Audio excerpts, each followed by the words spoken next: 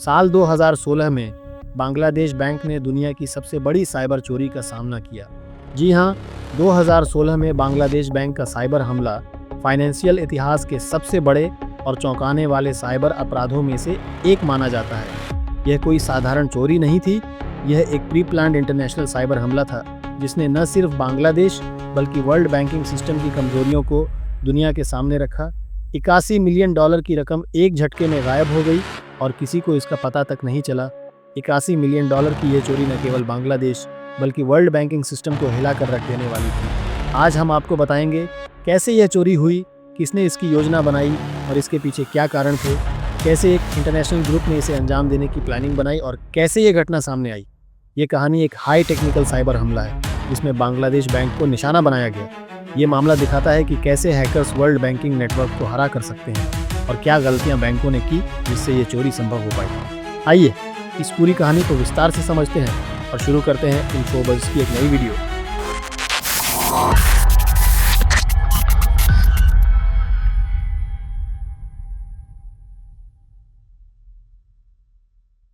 यह समझना जरूरी है कि बैंकिंग नेटवर्क कैसे काम करता है।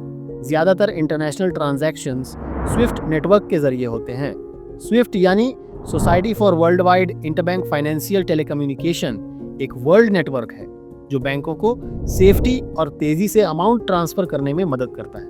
बांग्लादेश बैंक इस नेटवर्क का हिस्सा था और यहीं से इस हीस्ट की शुरुआत होती है। इस घटना की जड़ें 2015 के आखिर में पाई जाती हैं। 2015 के अंत में एक इंटरनेशनल हैकर्स ग्रुप ने बांग्लादेश बैंक पर हमला करने की योजना बनाई। उनका मेन एम स्विफ्ट नेटवर्क के जरिए बांग्लादेश बैंक के सिस्टम में चोरी करना था। जैसा कि हमने पहले बताया, स्विफ्ट एक वर्ल्ड बैंकिंग नेटवर्क है जो अलग अलग देशों के बैंकों के बीच सेफ लेन देन की फैसिलिटी देता है। कुछ ही हफ्तों में हैकर्स ने बांग्लादेश बैंक के नेटवर्क में चोरी की घटना अंजाम दे दी। हैकर्स ने सबसे पहले बैंक के नेटवर्क में घुसपैठ की और वहां एक मैलवेयर इंस्टॉल किया जो स्विफ्ट सिस्टम के अंदर होने वाली एक्टिविटी पर नजर रख सकता था। ये मैलवेयर उन्हें बैंक के लेन देन को मॉनिटर करने और फिर उन पर कंट्रोल करने की अनुमति देता था। हैकर्स ने इस मैलवेयर के जरिए बांग्लादेश बैंक की एक्टिविटी पर महीनों तक नजर रखी ताकि उन्हें ट्रांजैक्शंस को कैसे मैनिपुलेट करना है इसकी सही जानकारी मिल सके। 4 फरवरी 2016 को प्लान को अंजाम देने का समय आया। इस दिन हैकर्स ने अपने सबसे बड़े स्टेप की योजना बनाई। हैकर्स ने बांग्लादेश बैंक के नाम से न्यूयॉर्क फेडरल रिजर्व को 951 मिलियन डॉलर का अमाउंट ट्रांसफर करने के ऑर्डर्स भेजे। यह ऑर्डर अलग अलग खातों में अमाउंट ट्रांसफर करने के लिए थे जो फिलीपींस और श्रीलंका के मनी लॉन्ड्रिंग नेटवर्क से जुड़े थे और यह अमाउंट फिलीपींस और श्रीलंका के बैंकों में जानी थी। लेकिन हैकर्स की किस्मत ने पूरी तरह साथ नहीं दिया। न्यूयॉर्क फेडरल रिजर्व के ऑफिसर्स को इन ट्रांजैक्शंस पर शक हुआ। उन्होंने कुछ ट्रांजैक्शंस को रोका, लेकिन 81 मिलियन डॉलर की राशि फिलीपींस और श्रीलंका के खातों में ट्रांसफर हो गई थी। जब फेडरल रिजर्व को ये ट्रांजैक्शन ऑर्डर मिले तो उन्होंने तुरंत कुछ अननेचुरल एक्टिविटी को नोटिस किया। ऑर्डर में कुछ टेक्निकल एरर थी और अमाउंट भी बहुत ज्यादा थी। कई ट्रांजैक्शनों को फेडरल रिजर्व ने रोका, लेकिन 81 मिलियन डॉलर की राशि पहले ही बाहर जा चुकी थी। जो पैसे सक्सेसफुली ट्रांसफर हो चुके थे वे सीधे मनी लॉन्ड्रिंग के नेटवर्क में घुस गए। वो फिलीपींस और श्रीलंका के अलग अलग बैंक खातों में चली गई। खास तौर से फिलीपींस में कैसीनो के जरिए इन पैसों को सफेद किया गया। फिलीपींस के कानूनों के मुताबिक कैसीनो में बड़ी रकम के लेन देन पर कड़ी निगरानी नहीं रखी जाती थी और यही हैकर्स का फायदा था। और श्रीलंका में इसको दूसरे गैरकानूनी चैनलों के जरिए से मनी लॉन्ड्रिंग की प्रोसेस से गुजारा गया। यह एक प्री प्लान ट्राई था ताकि कोई भी इसे आसानी से ट्रैक न कर सके।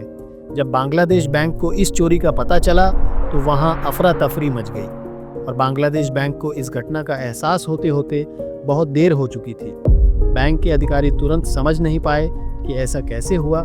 कई घंटे तक बैंक के सिस्टम को ठीक करने की कोशिश की गई, लेकिन तब तक लाखों डॉलर गायब हो चुके थे। जब उन्हें अपने सिस्टम में फर्जी ट्रांजैक्शन के बारे में पता चला तो उन्होंने फौरन इस मामले की जांच शुरू की और फेडरल रिजर्व से संपर्क किया। इस घटना के बाद बांग्लादेश बैंक ने इंटरपोल और दूसरे इंटरनेशनल एजेंसियों की मदद से इस मामले की जांच शुरू की। फिलीपींस में मनी लॉन्ड्रिंग नेटवर्क का पर्दाफाश किया गया और कुछ क्रिमिनल को पकड़ लिया गया। जांच एजेंसियों ने पाया कि कुछ पैसे कैसीनो और दूसरे अकाउंट्स के जरिए से निकाले गए थे, लेकिन बड़ी रकम का कोई ठोस सुराग नहीं मिला। यह मामला बैंकिंग सेफ्टी में सुधार की इम्पोर्टेंस को दर्शाता है। बांग्लादेश बैंक की यह डकैती केवल एक घटना नहीं थी, यह एक चेतावनी थी कि वर्ल्ड बैंकिंग प्रोसेस कितनी अनसेफ हो सकती है। इस घटना ने न सिर्फ बांग्लादेश बल्कि दुनिया भर के बैंकों को हिलाकर रख दिया। इसके बाद कई बैंकों ने अपने सेफ्टी ऑप्शंस को और सख्त किया। इस घटना ने बैंकिंग इंडस्ट्री को साइबर सेफ्टी पर ज्यादा ध्यान देने के लिए मजबूर किया। स्विफ्ट नेटवर्क ने भी अपने सिस्टम में सुधार किया और बैंकिंग सेक्टर ने साइबर सेफ्टी पर ज्यादा ध्यान देना शुरू किया। आज भी यह घटना दुनिया भर के बैंकों को यह सिखाती है कि डिजिटल टाइम में भी सेफ्टी की चूक कितनी खतरनाक हो सकती है। बांग्लादेश बैंक की यह डकैती इतिहास की सबसे बड़ी साइबर चोरी मानी जाती है। इस घटना ने दुनिया को यह याद दिलाया कि किसी भी डिजिटल सिस्टम में सुरक्षा की चूक बहुत खतरनाक हो सकती है। भविष्य में ऐसी घटनाओं को रोकने के लिए हमें साइबर सेफ्टी में इन्वेस्ट करना होगा और सतर्क रहना होगा। साथ ही बैंकर्स ने इस मामले से सीखा है कि उन्हें अपने सिस्टम्स को और मजबूत करना होगा। कोई भी सिस्टम पूरी तरह सेफ नहीं होता और हमेशा नई चुनौतियों के लिए तैयार रहना होगा। आशा है कि इस केस स्टडी से हमने ये समझा कि बैंकिंग सिस्टम और साइबर सेफ्टी का मजबूत होना क्यों ज़रूरी है। फ्यूचर में ऐसी घटनाओं को रोकने के लिए हमें सतर्क और तैयार रहना होगा। अगर आपको ये इन्फोबज़ की वीडियो अच्छी लगी तो वीडियो को लाइक करें और चैनल को सब्सक्राइब करें। मिलते हैं अगले वीडियो में। शुक्रिया। जय हिंद।